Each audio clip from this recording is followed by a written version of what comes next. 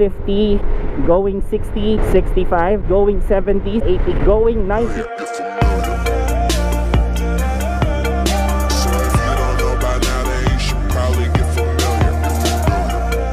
Hello mga brother, welcome back ulit sa ating channel Motor Jam.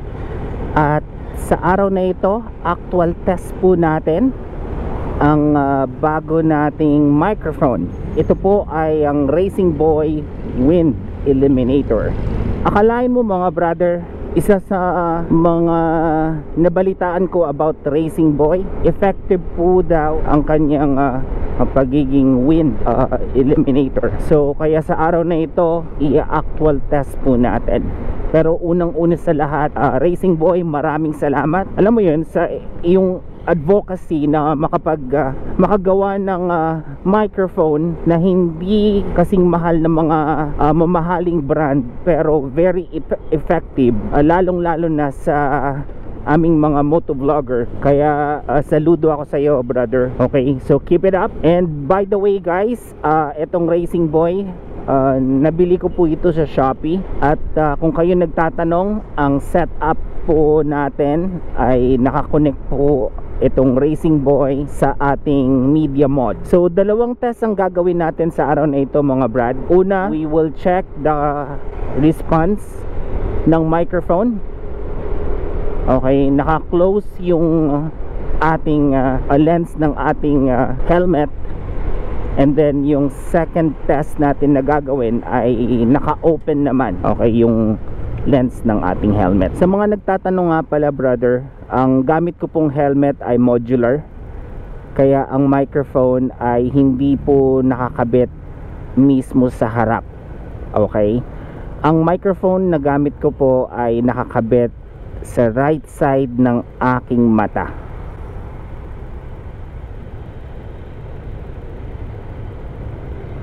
Okay, so ngayon habang inaantay natin ang stoplight, makakapagsabi na kayo kung how's the quality of the microphone. Okay, habang nakahinto ang ating motor at walang motion na nangyayari, ito po yung audio quality ng microphone ni Racing Boy.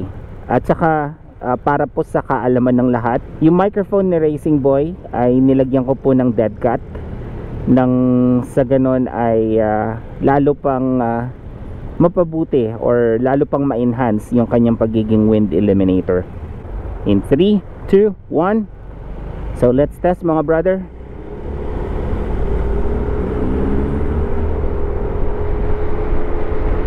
Okay, ngayon I'm running at 50 plus km per hour, going 60s na po tayo, 65.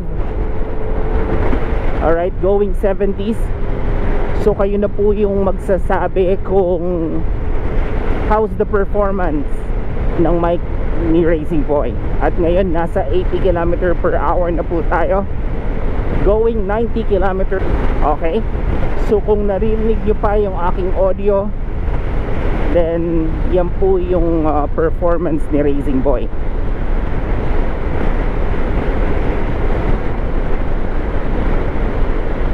Alright, so yan po yung first test natin.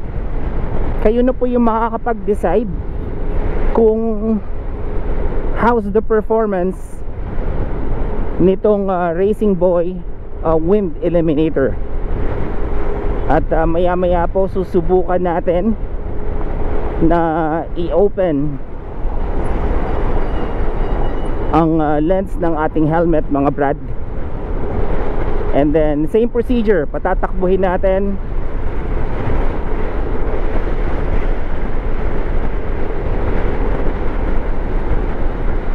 And then kayo na rin yung mag-check kung how's the performance nitong Racing Boy wind eliminator. So after this, let's check yung performance. So sa ngayon po ay nakabukas ang lens ng ating helmet. And kayo na rin bahala. Okay, so let's find out mga brad. We're running at 50, going 60 na po tayo, 65. 70 kilometers per hour na po tayo. 80 kilometers per hour. And 87. Going 90 kilometers per hour na po. Ayan.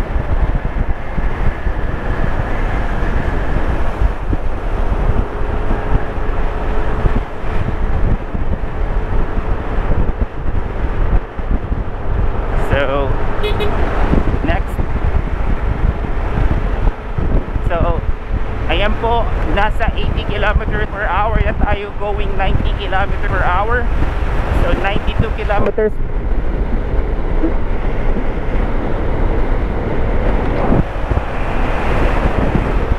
Medyo sumarado po yung visor ng ating helmet, pero sa ngayon tumatakbo po tayo ng 90 plus kilometers per hour.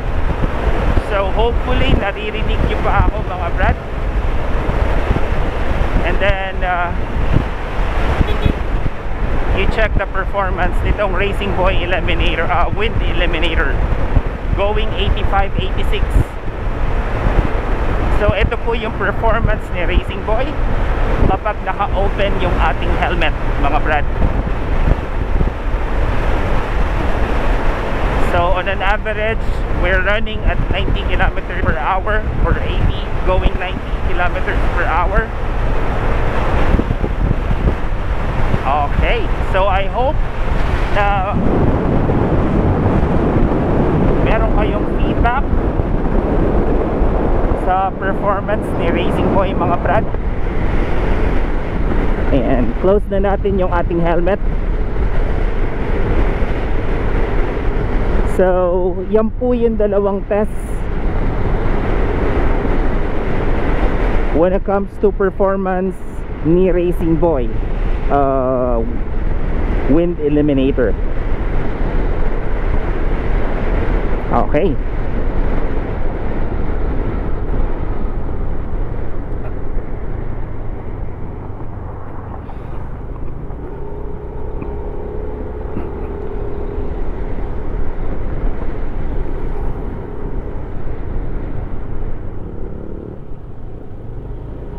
Kayo na po bahala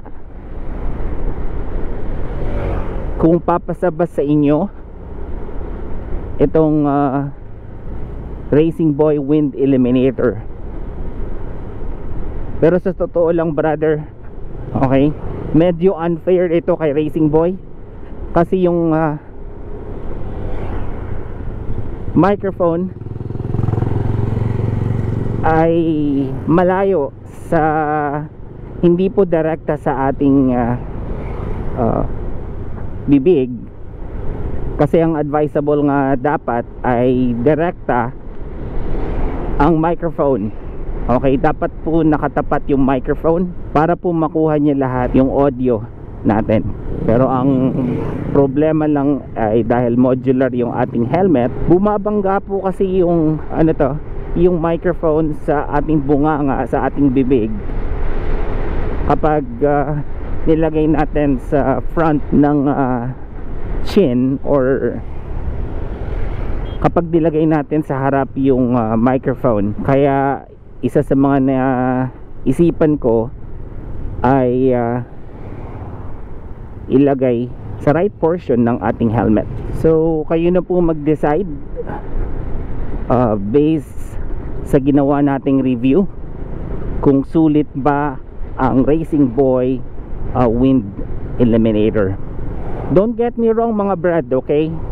I've heard a very good feedback about Racing Boy, kaya nga binili ko siya eh. Kasi maganda yung mga feedback na natanggap natin sa microphone na ito. At again, maraming salamat, Racing Boy. Alam mo yung advocacy na makatulong sa kapwa mo motovlogger, yung pagde-design ng isang bagay na very affordable at napakalayo ng presyo compared sa leading brand pero hindi naman nagpapahuli when it comes to performance. At yan ang Racing Boy microphone wind eliminator. Alright, so sana po ay meron kayong nakuha sa video natin sa araw na ito. At kung bago ka pa lang sa channel ko, don't forget to click like and subscribe to my channel. At saka click mo na rin yung notification bell para updated ka sa mga videos na ating inilalabas. At don't forget na rin mga brad to share this video sa mga kaibigan natin, nang sa gayon ay makatulong po tayo, lalong lalo na dun sa mga naghahanap ng magandang microphone na ikakabit sa kanilang action camera. Alright, so hanggang sa muli brother, thank you for watching my channel at ingat po kayo mga brad.